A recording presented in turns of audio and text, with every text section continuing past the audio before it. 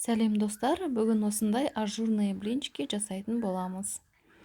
Ең алдымен ыдысымызға 2 жұмыртқаны жарып саламыз.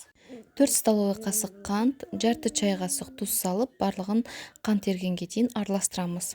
200 мл сүтімізді құйып, тағы да араластырамыз. Унымызға жарты чай қасық сода салып, екеуін бірінші араластырып аламыз. Енді унымызды аз-аздан салып, араластырып отырамыз. Осындай қоймалжымаста бізде шығу керек.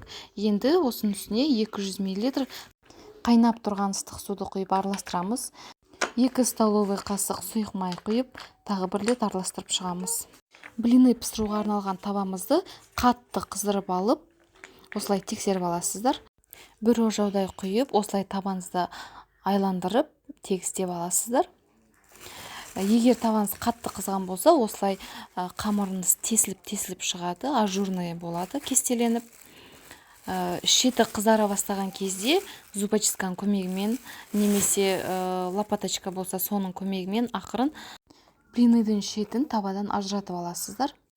Лопаточкамен аударып, екінші жағын пісіріп аласыздар. Мендегі табан диаметрі 20 см. Барлығы 18 блины шықты. Міне осылай өте әдемі болып шығады, өте жұмсақ болады, әрі дәмді болып шығады. Осы рецептпен жасауға кеңес беремін. Каналға тіркеліп, лайк басып, комментарий жазуды ұмытпаңыздар.